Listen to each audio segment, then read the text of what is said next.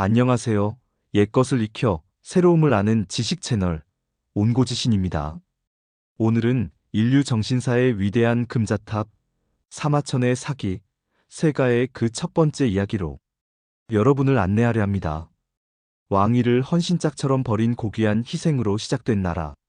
하지만 끝없는 야망과 처절한 복수극 끝에 비극적인 파멸을 맞이해야 했던 나라. 사기세가 편의 첫 장을 장식하는 나라. 바로 오나라의 이야기입니다. 양보의 미덕이 어떻게 야망의 비극으로 막을 내리는지 그 장대한 역사의 흐름 속으로 함께 들어가 보시겠습니다.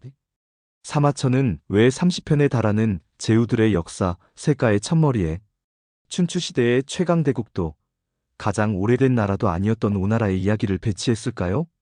여기에는 사기 전체를 관통하는 사마천의 깊은 철학적 의도가 담겨 있습니다. 그는 오나라의 건국 신화 속에 담긴 양위, 즉 왕위를 사양하고 양보하는 행위를 통해 자신이 생각하는 가장 이상적인 리더십의 기준, 하나의 도덕적 나침반을 제시하고자 했습니다. 따라서 오태백세가는 단순히 한 국가의 흥망성쇠를 다룬 역사를 넘어 양보로 시작된 나라가 어떻게 야망과 복수라는 인간적 감정에 사로잡혀 파멸에 이르는지를 생생하게 보여주는 거대한 도덕 드라마인 셈입니다. 이 거대한 드라마를 이끌어가는 주요 인물들을 먼저 만나보겠습니다. 양보의 미덕으로 오나라를 건국한 위대한 시조, 태백. 태백의 정신을 이어받아 신의와 겸양으로 존경받았던 현인 왕자 계찰. 사촌형을 암살하고 왕위를 찬탈하여 오나라를 패권국으로 이끈 야망의 군주 함리어. 불타는 복수심으로 함려를 도왔으나 결국 비극적 최후를 맞이한 처절한 망명객, 오자서. 아버지의 복수에는 성공했지만 오만함에 눈이 멀어 나라를 파멸로 이끈 마지막 왕, 부차. 부차에게 겪은 굴욕을 인내와 집념으로 되갚아준 월나라의 왕, 구천. 이들의 엇갈리는 운명이 어떻게 오나라의 역사를 만들어가는지 지금부터 살펴보겠습니다. 오나라의 역사는 주나라 건국의 서막에서 시작됩니다. 주족의 시조 고공담보는 세 아들 중 막내 계력, 그리고 특히 그의 아들이자 자신의 손자인 창, 즉 훗날 주나라 문왕이 될 인물에게서 비범함을 발견했습니다. 그는 주나라의 미래가 손자 창에게 달려있다고 보고 왕위가 그에게 이어지기를 마음속으로 바랐습니다. 아버지의 말없는 소망을 간파한 두 맏아들 태백과 중웅은 가문이 원대한 미래를 위해 스스로를 희생하는 중대한 결단을 내립니다. 그들은 동생과 조카에게 길을 열어주기 위해 고향을 떠나 남쪽의 미개척지인 형만으로 향합니다. 그리고 다시는 돌아가 왕위를 주장할 수 없음을 천명하기 위해 그곳의 풍습을 따라 머리를 짧게 자르고 몸에 문신을 새기는 단발 문신을 감행합니다. 이는 단순한 문화적 동화가 아니었습니다. 부모에게서 물려받은 신체를 훼손하는 것은 스스로 문명 세계의 지도자가 될 자격이 없음을 공표하는 행위이자 자기 희생의 극치였습니다. 태백의 이 고결한 인품과 의로움에 깊이 감동한 처녀 가구의 원주민들은 그를 군주로 추대했고 마침내 오나라가 건국됩니다.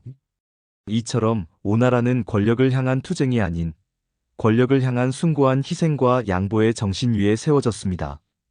수세대가 흐른 뒤 시조 태백의 양보 정신은 그의 후손인 계찰에게서 가장 순수한 형태로 재현됩니다.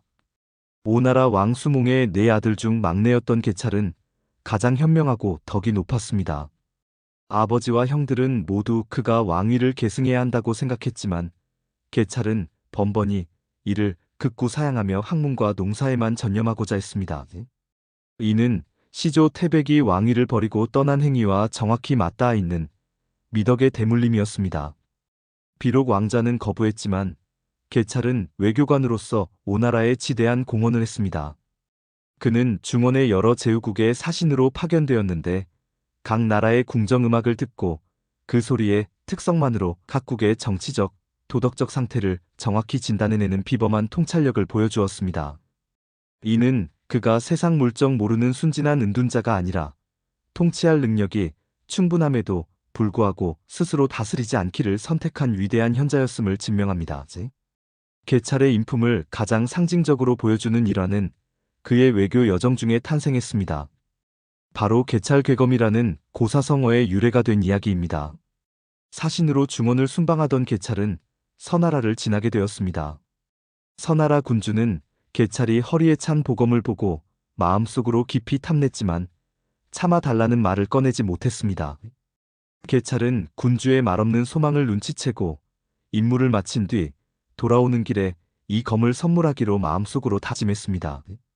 하지만 그가 임무를 마치고 다시 서나라에 도착했을 때 군주는 이미 세상을 떠난 후였습니다. 시종은 이제 검을 줄 대상이 없으니 그만이라고 생각했지만 개찰은 단호하게 말합니다. 그럴 수는 없다. 나는 처음부터 마음속으로 이미 그에게 검을 주기로 허락했거늘 어찌 그가 죽었다고 해서 나의 본심을 저버릴 수 있겠는가.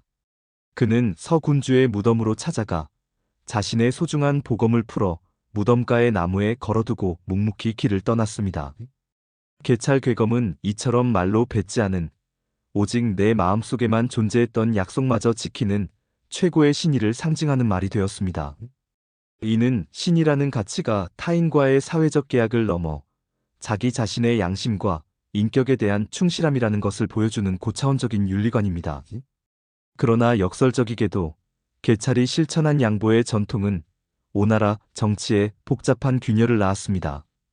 개찰이 또다시 왕위를 거절하자 신하들은 형제 계승의 원칙을 깨고 왕의 아들인 요를 왕으로 옹립했습니다. 이 결정에 격분한 인물이 있었으니 바로 맏형의 아들이었던 공자광이었습니다. 그는 왕위가 당연히 자신에게 돌아와야 한다고 믿으며 깊은 불만을 품고 찬탈의 기회를 노리기 시작했습니다. 바로 이때 운명적인 인물이 오나라에 도착합니다. 자신의 가족을 몰살시킨 초나라에 대한 불타는 복수심을 품고 망명해 온 오자서였습니다. 오자서는 공자광의 야망을 꿰뚫어보고 그를 자신의 복수를 실현시켜줄 도구로 삼기로 결심합니다. 마침내 공자광은 왕요를 위한 연회를 열고 자객전제를 시켜 구운 생선 요리 뱃속에 비수를 숨겨 접근하게 합니다. 전제는 순식간에 비수를 꺼내 왕요를 찔러 살해했고 공자광은 즉시 스스로 왕위에 오르니 그가 바로 춘추시대의 대표적인 패자 중 한 명인 함녀입니다. 오나라의 건국 이념이었던 양보의 시대는 피로 막을 내리고 찬탈과 군사적 팽창의 시대가 시작된 것입니다.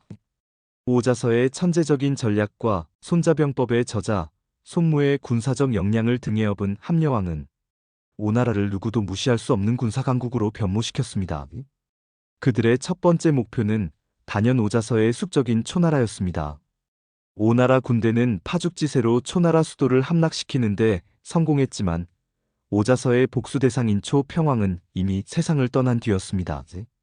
살아있는 평왕을 죽일 수 없게 된 오자서는 그의 무덤을 수소문에 파헤치고 관을 부수고 시신을 끌어내어 300번이나 채찍질을 가하는 끔찍한 행위를 저지릅니다.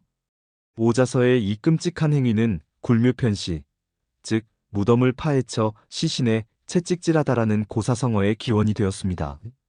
이는 죽은 자에 대한 예의라는 가장 신성한 사회적 규범마저 파괴하는 극단적인 복수심, 모든 것을 집어삼키는 강박적인 징후의 대명사가 되었습니다. 오자서의 친구였던 심포서는 그의 만행을 꾸짖는 편지를 보냈습니다. 그대의 복수는 너무나 심하지 않은가? 이에 대한 오자서의 답변은 그의 처절한 심경을 담은 한마디였습니다. 해가 저물고 갈 길은 멀기에 도리에 어긋나는 줄 알면서도 거꾸로 행할 수밖에 없었다. 일모도원. 해야 할 일은 산더미 같은데 시간이 얼마 남지 않은 절박한 상황을 비유하는 이 말은 목적이 수단을 정당화한다는 위험한 논리가 결국 굴묘편시라는 신성모독적인 행위로 귀결될 수 있음을 보여줍니다. 오나라는 강력한 힘을 얻었지만 그 내면의 도덕적 나침반은 이미 망가져버린 것입니다. 오나라가 초나라와의 전쟁에 몰두하는 사이 이웃나라인 월나라가 오나라의 배후를 급습합니다. 이후 벌어진 전투에서 함녀왕은 치명상을 입고 죽음을 맞습니다.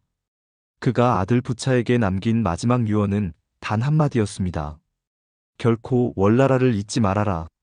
개인의 복수심에서 시작된 비극은 이제 수십 년에 걸친 국가 대 국가의 거대한 복수의 순환으로 확장됩니다.